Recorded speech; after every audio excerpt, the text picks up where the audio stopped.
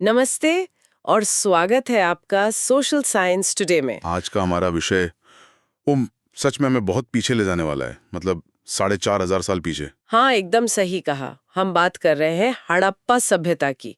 और आज का हमारा मिशन सिर्फ इतिहास के पन्ने पलटना नहीं है। बिल्कुल। आज हमारे पास जो स्रोत है ना, वो केवल कुछ सूखी तारीखें नहीं है।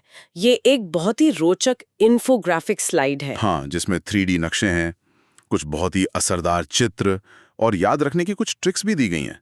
मतलब हम इन चित्रों के जरिए प्राचीन भारत की तकनीकी और शहरी विरासत को डिकोड करने वाले हैं। तो जब हम इतिहास को इस तरह विजुअलाइज करते हैं ना, हाँ। तो वो महज एक कहानी नहीं रहता, बल्कि एक जीता जागता समाज बन जाता है। तो चलिए, सबसे पहले इन प्राचीन शहरों के नक्शों पर ही बात कर लेते हैं।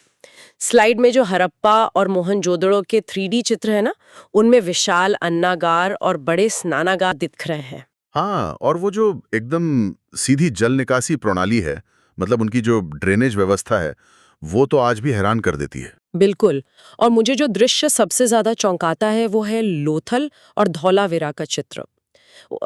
लोथल के पास एक पूरा डॉकयार्ड दिख रहा है जिसमें नावें खड़ी हैं। वो तो मतलब आज के किसी लॉजिस्टिक सेंटर जैसा लगता है। वही तो, मैं यही सोच रही थी कि क्या ये किसी हजारों साल पुरानी सभ्यता के बजाय आज के किसी स्मार्ट सिटी का ब्लूप्रिंट नहीं लगता? हाँ, ये लॉजिस्टिक्स हब वाली तुलना बहुत ही सटीक है।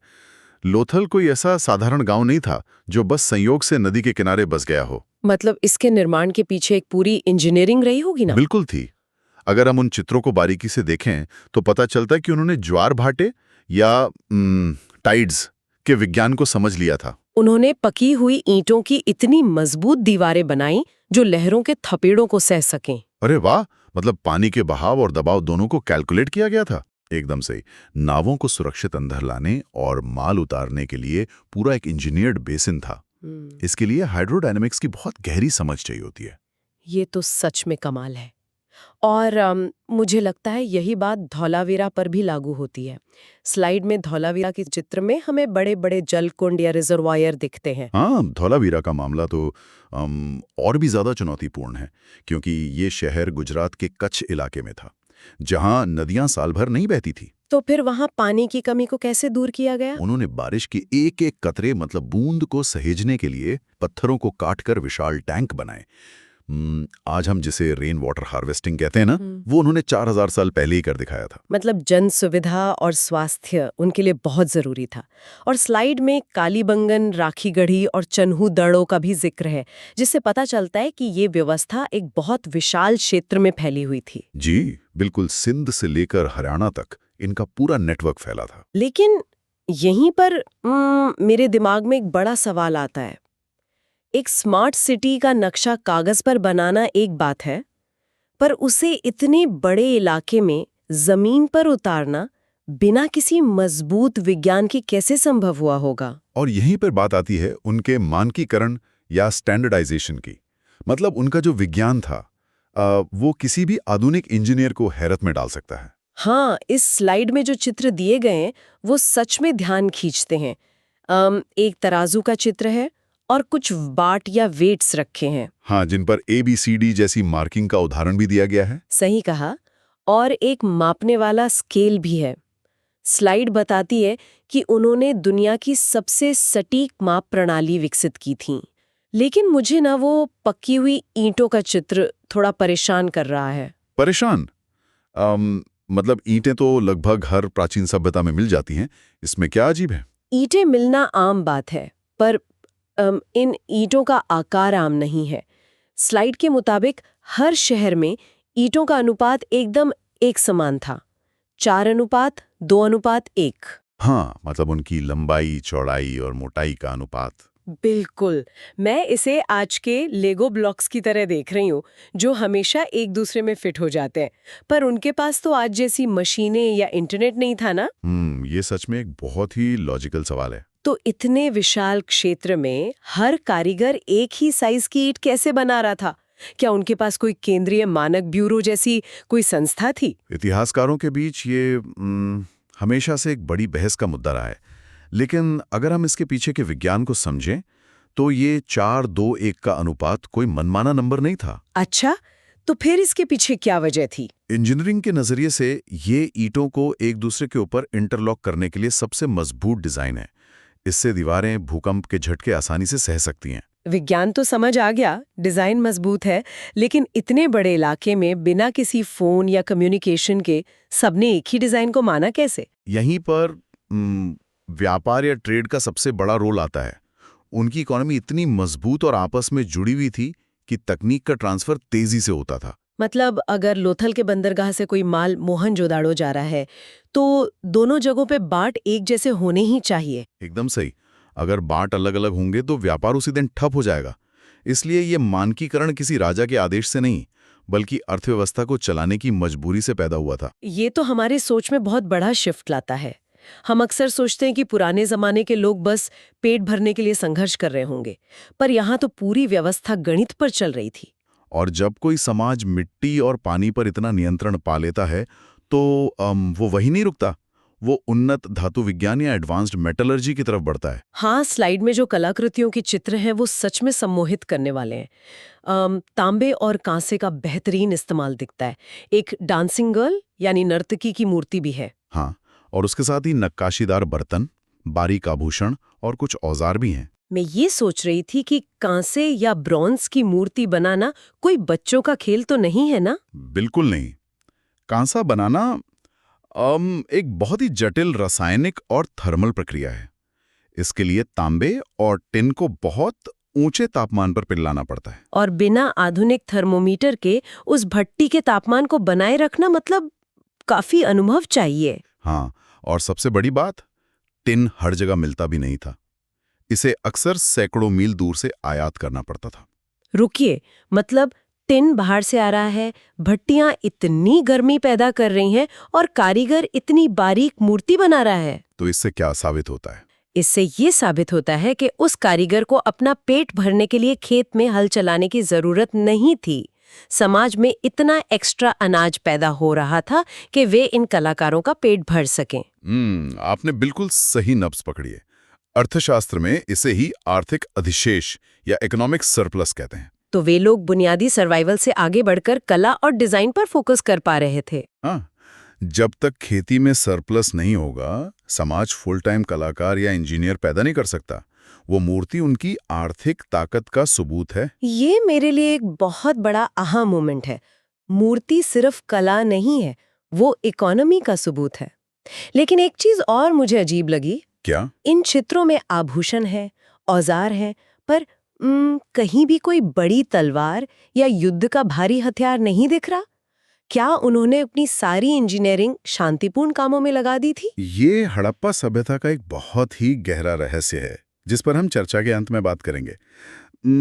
उनका समाज तबाही से ज्यादा निर्माण की ओर झुका हुआ था। खैर, इतना शानदार विकास रातों रात तो नहीं हुआ होगा।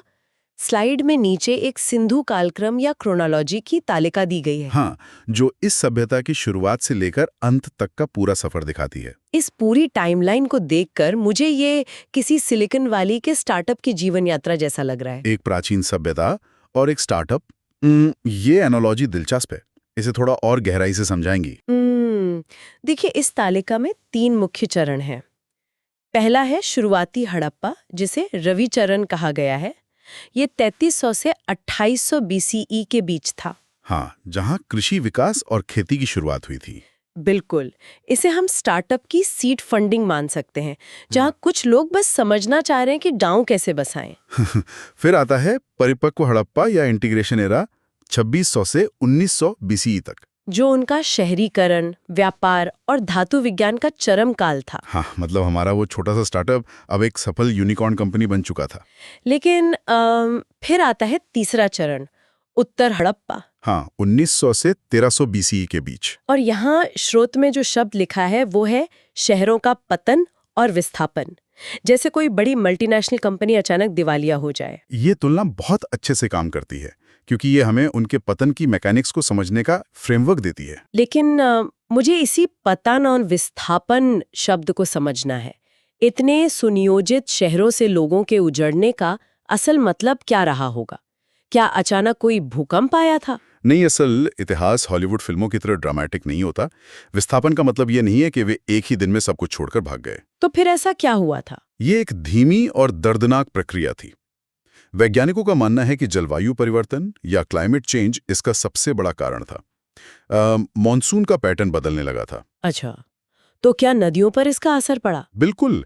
जो नदियां उनके शहरों की जीवन रेखा थीं, खासकर घग्गर-हकरा नदी तंत्र, वे कम बारिश की वजह से सूखने लगी या रास्ता बदलने लगी। और अगर नदी सूख गई तो वो जो आर्थिक अधिशेष या सरप्लस था जिसके दम पर इकोनॉमी चल रही थी, वो भी खत्म हो जाएगा। एकदम सही। जब खेतों में पानी नहीं होगा तो शहरों में बैठे उन कारीगरों का पेट कौन भरेगा? पूरी सप्लाई चेन टूट गई।